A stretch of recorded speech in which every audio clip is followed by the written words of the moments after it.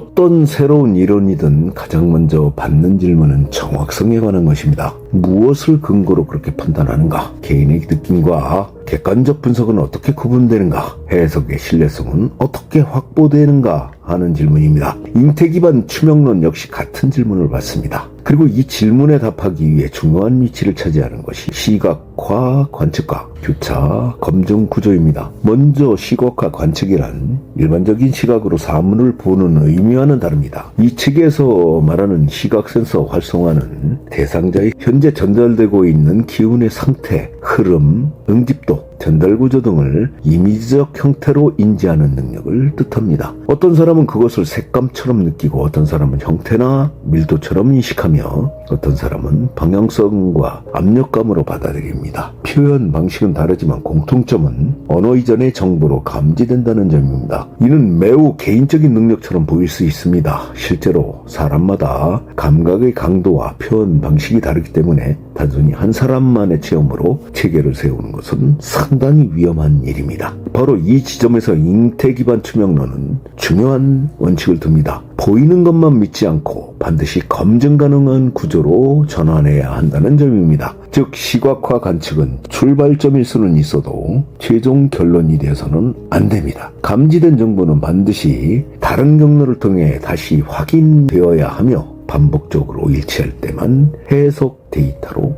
사용됩니다. 이 원칙이 없으면 감각은 쉽게 상상과 기대 또는 선입견의 영향을 받게 됩니다. 예를 들어 상담자가 어떤 대상자를 보며 강한 압박감이나 무거운 흐름을 느꼈다고 가정해 보겠습니다. 그것만으로 곧바로 침체 상태라고 단정짓지 않습니다. 실제 생활에서 최근 어떤 사건이 있었는지, 몸의 긴장 반응은 어떤지, 언어 패턴은 어떻게 나타나는지 함께 참여하는 파트너는 어떤 반응을 얻는지를 함께 살핍니다. 여러 경로가 같은 방향을 가리킬 때 비로소 하나의 해석 데이터로 만들어지는 것입니다. 이렇게 감각과 검증을 분리하여 운영하는 이유는 인간의 인지가 본래 오류 가능성을 갖고 있기 때문입니다. 현대 심리학에서도 사람은 보고 싶은 것을 보거나 이미 믿는 방향으로 해석하는 경향이 있다고 설명을 합니다. 이를 확증 편향이라고 합니다. 따라서 어떤 능력이 있더라도 검증 구조가 없다면 쉽게 왜곡될 수가 있습니다. 교차 검증은 이러한 오류를 줄이기 위한 핵심 장치입니다. 교차 검증이란 한 사람의 관측 결과를 다른 사람의 반응, 다른 방식의 확인 절차, 다른 자료 해석과 비교하여 일치 여부를 살피는 과정입니다. 다시 말해 하나의 문을 통해 들어온 정보가 아니라 여러 문을 통과한 정보만 채택하는 방식입니다. 실제 추명 과정에서 시각화 능력이 없는 파트너가 함께 참여하는 이유도 여기에 있습니다. 한 사람은 구조를 관측하고 다른 사람은 반응을 확인합니다. 한 사람은 흐름을 읽고 다른 사람은 대상자의 상태 변화나 질문 반응을 점검합니다. 이 둘이 모두 같은 방식으로 같은 결과에 도달을 했을 때 신뢰도를 가질 수가 있는 것이죠. 예를 들어 한쪽에서는 현재 대상자가 과거 가족 구조의 영향으로 강하게 묶여있다고 판단을 했는데 다른 쪽에서는 최근 환경 스트레스가 핵심이라고 나온다면 즉시 결론을 내리지 않습니다. 어느 쪽이 맞는지 추가 검토를 진행하고 경우에 따라 그 두 요소가 동시에 작용하는지 다시 살핍니다. 이처럼 교차 검증은 빠른 결론보다 정확한 결론을 우선합니다. 또한 교차 검증은 상담자의 권위를 낮추고 체계의 신뢰를 높이는 일입니다. 한 사람이 모든 답을 알고 선언하는 구조는 듣는 사람에게는 강하게 보일 수는 있으나 오류가 생기면 바로 무너집니다. 반면 여러 절차를 거쳐 검토된 결론은 속도는 느릴 수 있어도 안정성이 높습니다. 이 체계에서는 질문 방식 또한 검증 도구가 됩니다. 직접적인 질문보다 우회 질문을 사용하여 대상자의 무의식적 반응을 살피기도 하고 서로 다른 표현으로 같은 내용을 물어 일관성을 확인하기도 합니다. 사람은 꾸며서 말할 수 있어도 구조적으로 반복되는 반응까지 완전히 숨기기는 어렵습니다. 몸의 반응 역시 중요한 검증 자료입니다.